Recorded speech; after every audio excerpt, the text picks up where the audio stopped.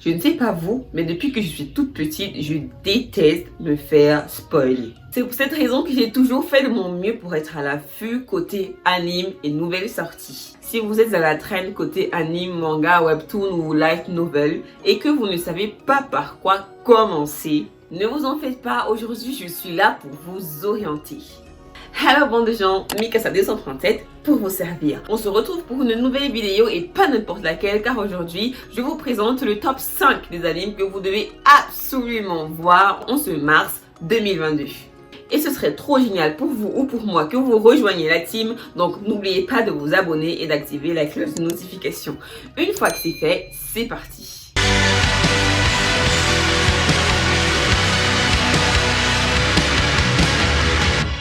Pour commencer ce top des animés que vous ne devez absolument pas manquer en ce mars 2022, on commence avec la 5e place qui est Akebi's Sailor Uniform.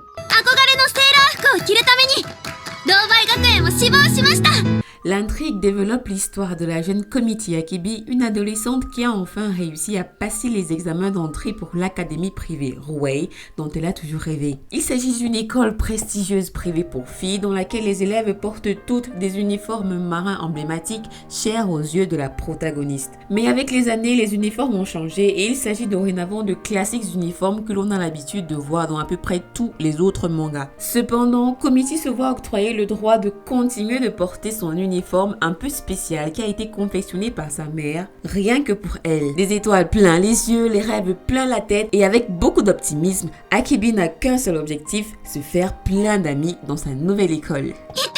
Si vous êtes un peu futé, vous comprendrez que j'ai choisi délibérément de commencer ce top par un slide of life sur les filles et rien qu'elles, parce que mars c'est le mois de la femme. Maintenant concernant la série, je vous retiens tout de suite, ne vous attendez pas à un développement de malade concernant les personnages ou une intrigue de ouf. Pas du tout, sinon vous allez être déçus.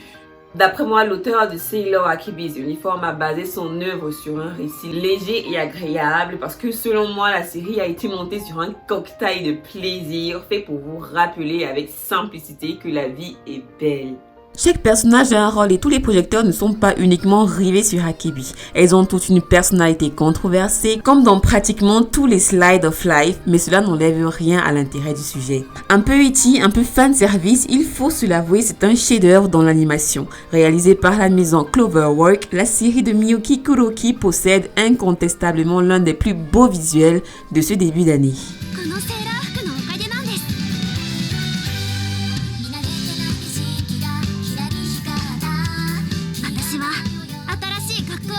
Numéro 4, In the Land of Leader. C'est à peu près un isekai, mais loin de l'idée d'un geek qui sera invoqué dans un autre monde archaïque pour sauver ce dernier d'un fléau quelconque. Vous avez cette fois une jeune femme paralysée de la moitié du corps qui va être transférée dans un autre univers après être décédée. Ce n'est pas un spoil. Dans un monde qui normalement devait être futuriste. Suite à un accident, Kagami Kaena se retrouve sous assistance respiratoire. Si sa situation était déjà assez alarmante comme ça, un jour, en raison d'une panne de courant, elle finit par mourir. Oui, en regardant la série, je me suis posé la même question que je pense que vous êtes en train de vous poser en ce moment. Qui est l'idiot qui a mis en place son dispositif médical? Quel est le nom de cet hôpital? Ils n'ont pas prévu de générateur de secours en cas de problème?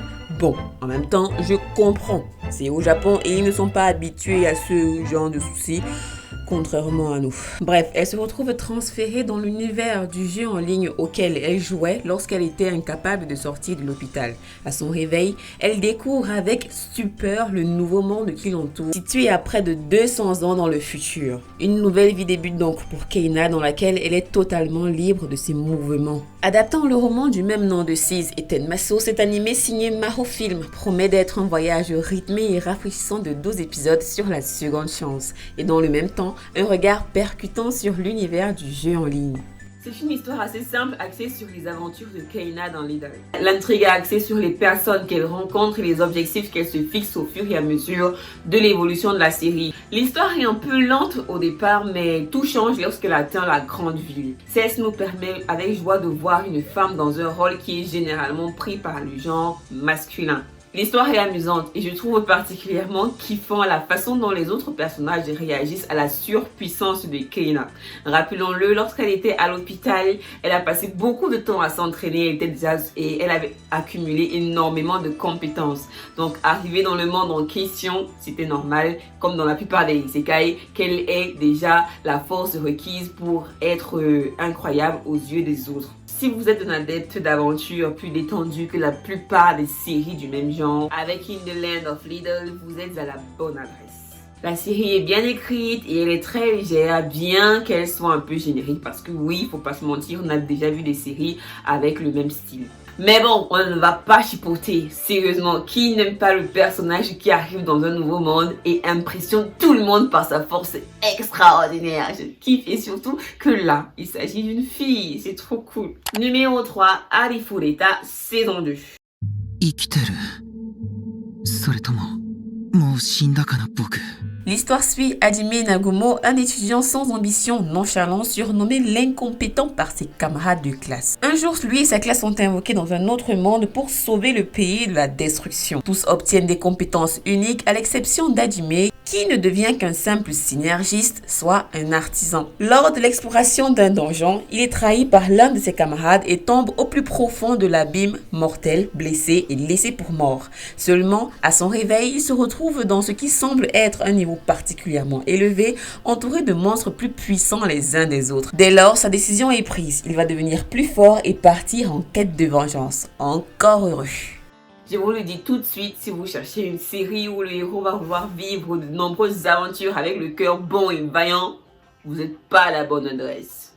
Hajime, comment dire, il est assoiffé de vengeance. La vengeance, la haine dans son cœur, ça coule dans ses veines. On s'est moqué de lui. On l'a trahi, on l'a abandonné, on l'a laissé pour mort. Bien qu'il y ait dans le lot de ses camarades ceux qui n'étaient pas au courant de ce qui s'est passé et qui sont en quelque sorte, innocents dans l'histoire, Hajime, il s'en fout de tout ça. Il ne le sait pas et j'ai envie de dire qu'il s'en fout. Il met tout le monde dans le même lot et compte bien se venger.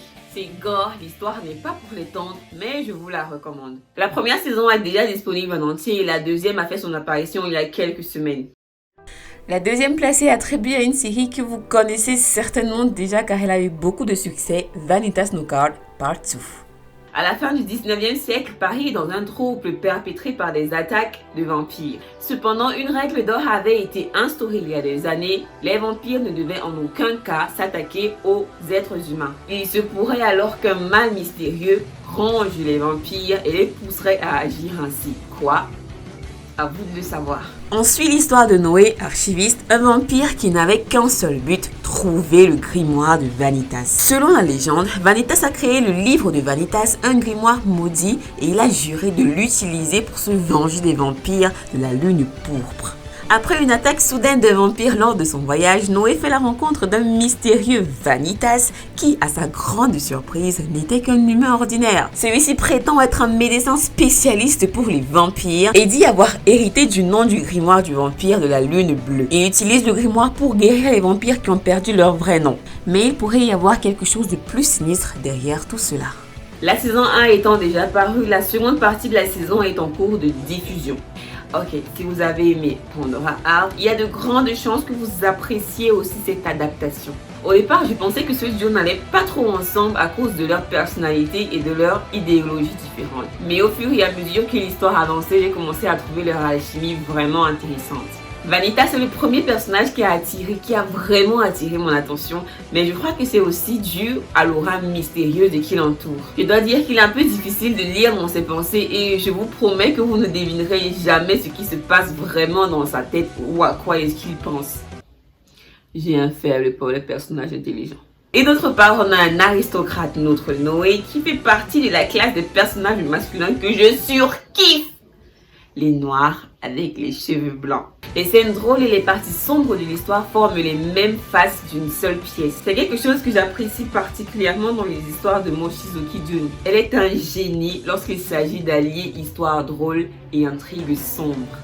Au fur et à mesure que l'histoire progresse, on obtient plus d'informations sur le livre de Vanitas, sur les vampires, sur la charlatans parade et certaines choses vous surprendront certainement. Pour de vrai, parfois je me disais, attendez, quoi ? La première saison n'étant que la partie émergée de l'iceberg, je suis ravie de voir que la seconde est déjà là. Mesdames et messieurs, si vous ne connaissez donc pas cette série, je vous invite à entrer dans la danse. Avant de vous présenter le numéro 1 de ce top, j'aimerais vous faire part des mentions honorables, car il s'agit des séries qui auraient aussi pu avoir la première place de ce top, mais que j'ai décidé de ne pas présenter ici, car j'aimerais faire des vidéos détaillées sur chacune d'entre elles. Il s'agit bien entendu de Shingeki no Kyojin, Usama Ranking et de Kimetsu no Yaiba. En première position, vous avez un film, il s'agit de Gekidoban Jujutsu Kaisen. Vous connaissez forcément déjà Jujutsu Kaisen et vous avez forcément déjà entendu parler du film de la série Gekidoban Jujutsu Kaisen. Oui, c'est un film. Et alors, j'ai dit qu'il s'agissait d'un top 5 des animes à voir et non d'un top 5 des séries animes à voir. ゆうた、誕生日おめでとう約束だよ。ミカとゆうたは大人になったら結婚するの。おい、救急車！バカ！ゆうた、大人になったら。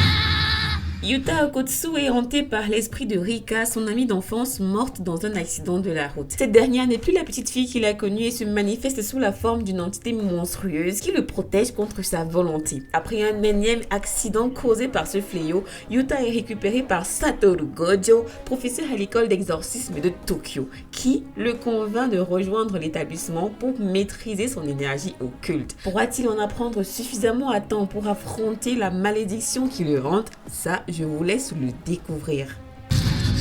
呪いを解くならまずは呪いを知らなきゃね。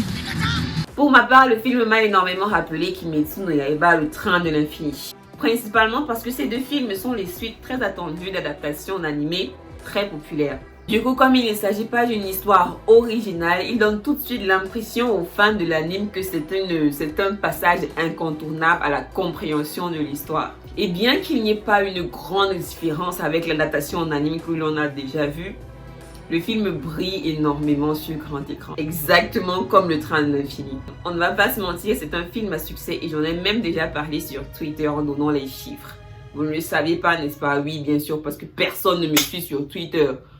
Voilà, c'est terminé pour ce top, j'espère qu'il vous aura inspiré. J'ai fait de mon mieux pour rassembler un peu de tout afin de toucher tout le monde. Si vous avez aimé, n'oubliez pas de laisser un commentaire et dites-moi si vous avez déjà vu ces séries ou si vous comptez les regarder. Pour ne rien rater de nos futures vidéos, abonnez-vous à la chaîne, activez la cloche de notification et suivez-nous sur les réseaux TikTok et Instagram car je suis très présente sur ces derniers. Allez, c'est tout pour aujourd'hui. On se retrouve très bientôt. Bon de gens d'ici là. Portez-vous bien. Ciao. Bye.